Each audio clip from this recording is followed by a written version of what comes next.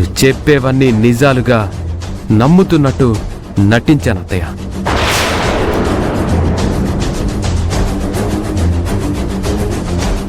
గౌతమ్, ఏంట్రా ఏంట్రా నువ్వు చెప్పేది? నాన్న, ఈవిడసలు నీ రక్తం పంచుకొని పుట్టిన చెల్లెలేనా?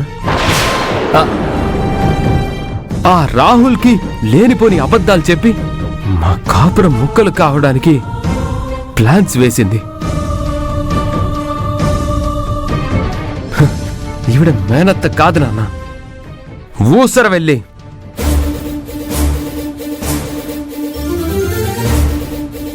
రే గౌతమ్, ఏ చివరి నిమిషంలో మనసు ఏమైనా మార్చుకున్నావా నువ్వు? ఆ మిథున్ ఏమైనా బ్లాక్మెయిల్ చేసిందా? ఛా, నోర్మయ్, సిగ్గు లేకుండా మాట్లాడుతున్నావు. నువ్వు అసలు ఆడదానివేనా? బావా, ఏమైంది నీకు? అసలు నీ వల్లే ఇవన్నీ దరిద్రాలు. చిచ్చి, వీళ్ళ నోర్లు ఫినాయిల్తో కడిగిన పాపం పోదు. ఏయ్, ఏంటి ఎక్కువ మాట్లాడుతున్నావు?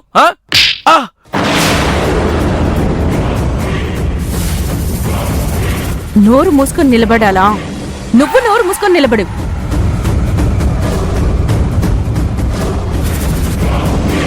నాన్న, వీళ్ళ ప్లాన్స్ చివరి వరకు తెలుసుకోవాలనే వీళ్ళ మాటల్ని నమ్ముతున్నట్టుగా నటిస్తూ వచ్చాను.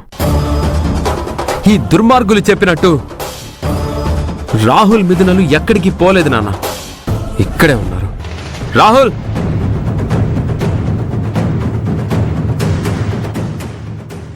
రాహుల్,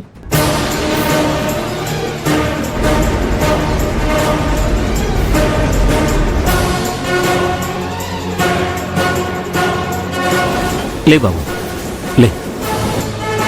క్షమించండి అంకుల్, వీళ్ళ మాటలు నమ్మి మీ అబ్బాయికి మీ కోడలికి మధ్య అపార్థాలు సృష్టించాను. నిజం తెలుసుకున్నావు కదా, సంతోషం బాబు. కానీ ఎవరేం చెప్పినా నిజాలు నిర్ధారించుకుని ప్రవర్తించాలి. అది ఎప్పుడైనా గుర్తుపెట్టుకో.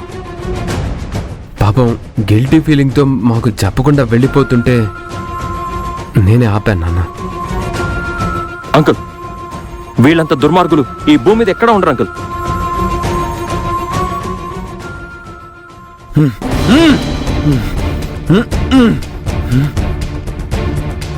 తాతయ్య,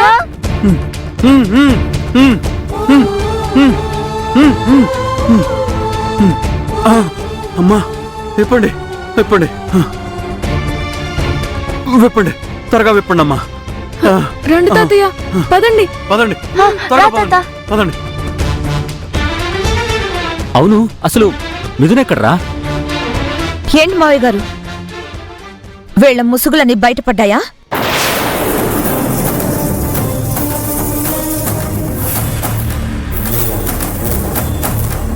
అవునమ్మా, వీళ్ళు చేసిన నేరాలు ఘోరాలు ఒక్కొక్కటి చెప్తుంటే, దేవుడా, ఇలాంటి వాళ్ళు నా ఫ్యామిలీనా అని మనసు కుమిలిపోతుందమ్మా. మావయ్య గారు, ఆ నేరాల చిట్టా అంతా బాబాయ్ గారు విన్నారు. పాపం ఆయన్ని కిడ్నాప్ చేసి మన స్టోర్ రూమ్ లో బంధించారు. అవును తాతయ్య, మేమే కనుక్కొని అమ్మకు చెప్పాం.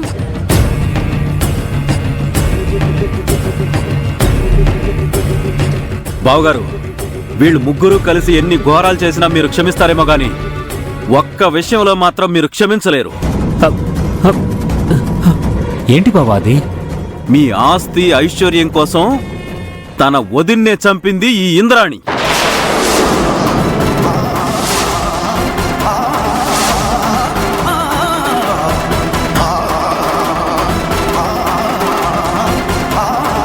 అవును బావగారు, పాలల్లో విషం కలిపి వదిన్ని చంపేశానని ఈ పిల్ల పిశాచాలకి గర్వంగా చెబుతుంటే నేను విన్నాను.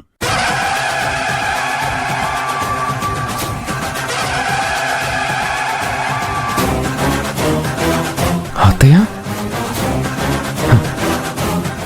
మీరు మా అమ్మని చంపేశారా? అవును గౌతమ్, ఆ విషయం మిథునకు చెప్దామని నేను వస్తుంటే వీడే నన్ను కిడ్నాప్ చేసి స్టోర్ రూమ్ లో దాచేశాడు.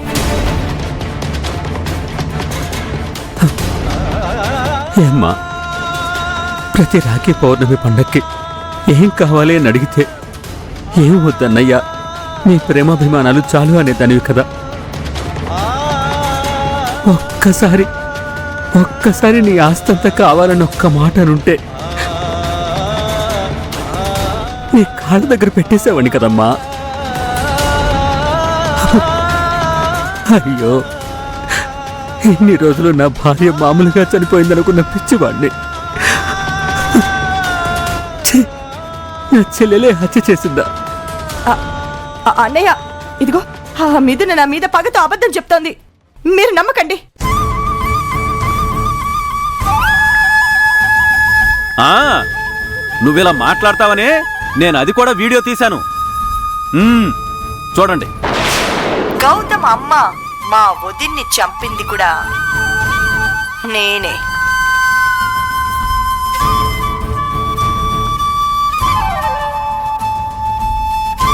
అన్నయ్య ఆస్తి అనుభవించడానికి మీ అత్తయ్య అడ్డుగా ఉంది.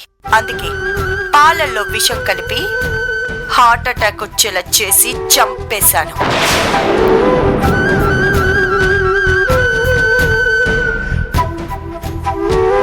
చూసారా, మీ నేరాలన్నీ మీ నోటితో మీరే చెప్పారు పిన్ని.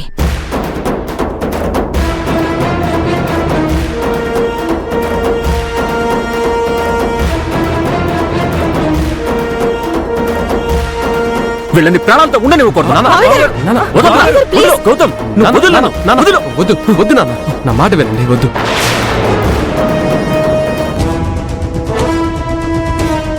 మావయ్య గారు, ఈ దుర్మార్గుల్ని శిక్షించి మీరు జైలు పాలు అవ్వకండి. వీళ్ళని చంపితేనే మీ అత్తయ్య ఆత్మ శాంతిస్తుంది. నాన్న ప్లీజ్ నాన్న, నేను ఆల్రెడీ పోలీసులకి ఇన్ఫార్మ్ చేశాను నాన్న. గౌతమ్, నువ్వా? గౌతమ్ ఆగు. నాన్న, ఇన్స్పెక్టర్ గారు రండి.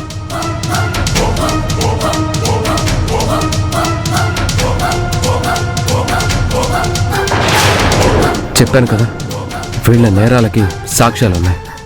అరెస్ట్ చేసి తీసుకెళ్ళండి. తీసుకురండి. కానిస్టేబుల్. అన్నయ్య, అన్నయ్య, క్షమించమని అడిగే అర్హత కూడా ఇప్పుడు నాకు లేదన్నయ్య. నేను లేకపోతే ఇప్పుడు నా పిల్లలు అన్యాయం అయిపోతారు. నన్ను క్షమించన్నయ్య, లేదంటే మీరే నన్ను చంపేయండి.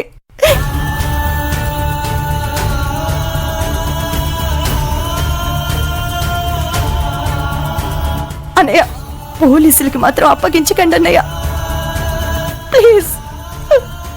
చిచ్చి, నీ మొహం నేనెప్పటికీ చూడను. నిన్ను క్షమించను. పో, వెళ్ళిపో.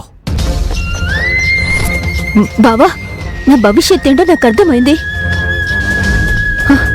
మిథున చెప్పినట్టు ప్రసాద్ని పెళ్లి చేసుకుంటాను. నన్ను పోలీసులకు అప్పచెప్పకండి ప్లీజ్.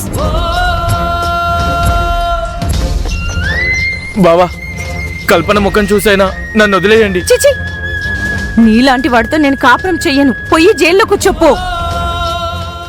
మావయ్య గారు, ఆవు చేలో మేస్తే దూడ గట్టును మేస్తుందా? వీళ్ళని పిన్నిగారే దారి తప్పించారు.